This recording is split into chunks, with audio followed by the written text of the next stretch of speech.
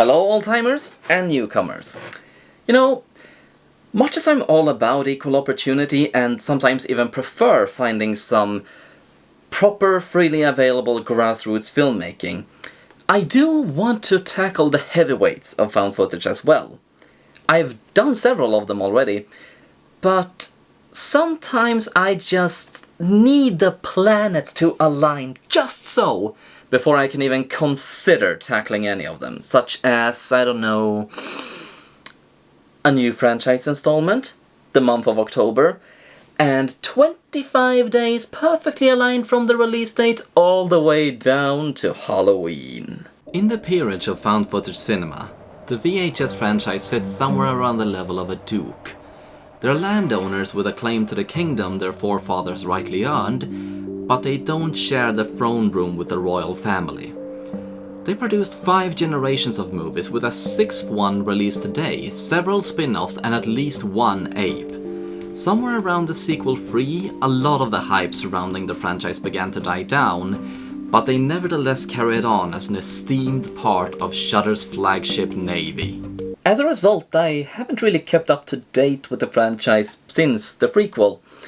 But with VHS 85 releasing October 6th this year, and I finally having the full franchise, I thought this would be the perfect month to piggyback off the hype. I mean, look back at what made VHS so memorable.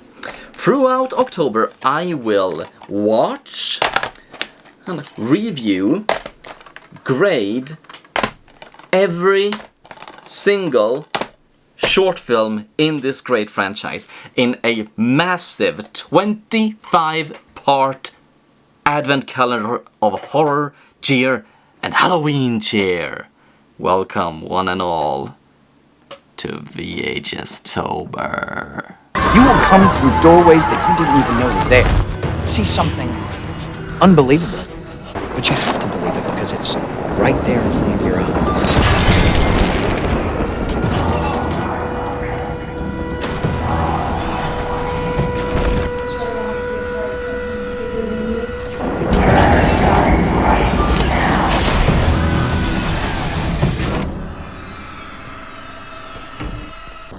It all begins with some assholes.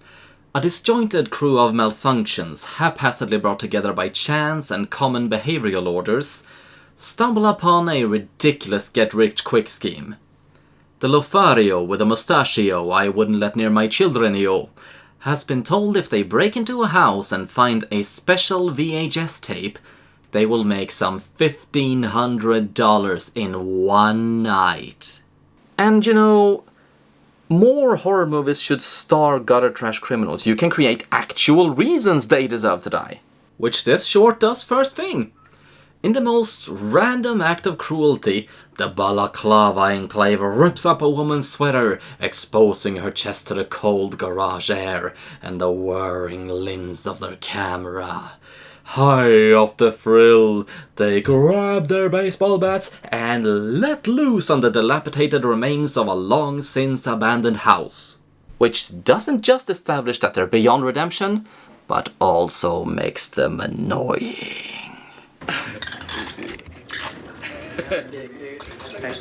About the assault earlier, it's part of a niche pornographic community in which they tediously sow their small potatoes. They've done it like 30 times and earned $50 per tape, which I, with my part-time paper route, laugh at. Fortunately, not all criminal minds are created equal, and Gary, played by Calvin Reeder, recognizes that's barely worth wiping their asses with, and tells them how they can make more in one night's work. Or he tries to. We need to do skirts. Like this coming summer, like skirts and dresses, and run by and do, you know, like upskirt stuff. Yeah, that's what I mean. Yeah. Shut the fuck up, this girl right here had a... It's not a good sign when a 20-minute short interrupted 4 times over still feels the need to pad. It's a good thing we have Gary. Her boobs are great, but what the hell, Gary? God damn! Not 1 second wasted. The job is simple. Get in, find a videotape, and get out. And whatever's unexpected, deal with it. Don't ask questions, just get the tape, get paid, and don't get took by Slenderman. The risk is very real, because they're filming in a house from marble hornets. The only hurdle... No, I'm gonna be clear about this. The house they're filming in was actually used by Troy Wagner back when he was making Marble Hornets. If ever a detail has made a movie, that's it! The only hurdle would be the old man living there. But as director cameo is shocked to discover, nature is on their side. Fuck. What? The Old Man is filmed by Frank Stack, and while I'm not familiar with his career, in this movie he is a little stiff. Dead, cold to the touch and slowly rotting, the old man's corpse provides an ironic comfort to the industrious gang. With no owner to hear them, they needn't worry about being careful. Goal in focus, they just need to find the tape and get out. To that end, they leave Brad behind with the corpse, and to not let his brain idle, he sits to watch what's in the tape player and pray to God this is the tape they're looking for.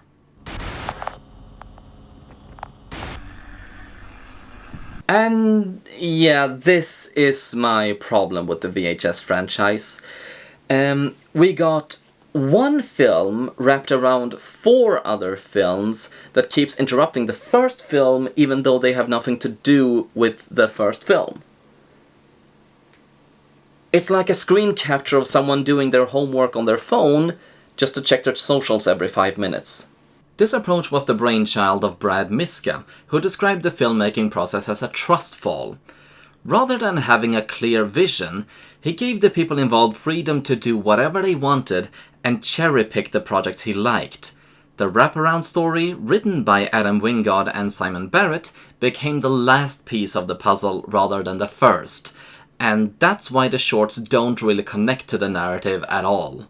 The more I think about it, the more I realize this is part of the reason why the movie works. With the wraparound story not connecting to the tapes within it, it feels a lot less self-aware and a lot more real. At the same time, the cruel and unusual fates within the short films sort of foreshadow the cruel and unusual fate the wraparound story leads up to. Almost as if the stories themselves made the nightmare real. It feels very Videodrome. I really should review that movie sometime, shouldn't I? When Rox comes back to check on Brad, the poor fool is nowhere to be found. Nor have they found the tape, and that is what matters. So with the tepid apathy of a friend by convenience, he puts in another tape to find what it may be.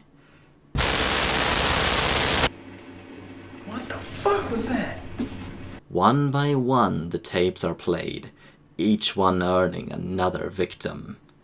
In the basement, Gary finds a stockpile of VHS tapes in the dozens, and he starts to pack them all in as he ignores Zach's paranoia when he asserts there is someone down there, watching from the shadows. By the time Gary have all the tapes gathered, he finds himself alone in the building. All his friends are gone, and so is the body. Only now does it become a concern when he discovers a headless corpse, and Zach's discarded head flies at him through the dark.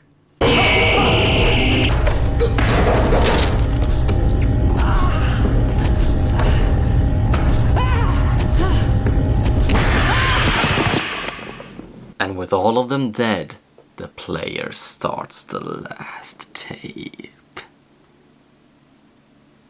And I just realized I summarized the movie in just 4 minutes. Tape 56 serves its purpose well enough, delivering a collection of short films to enjoy without it feeling staged. Good actors with good chemistry in a creepy location, not too concerned about pacing or plot.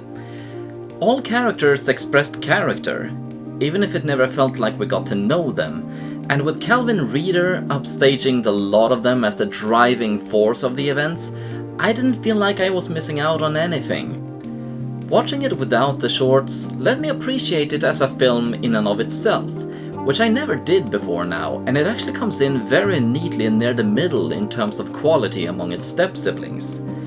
Not a perfect short, but as a Frankenstein's creature of stitched together parts, I expected far worse.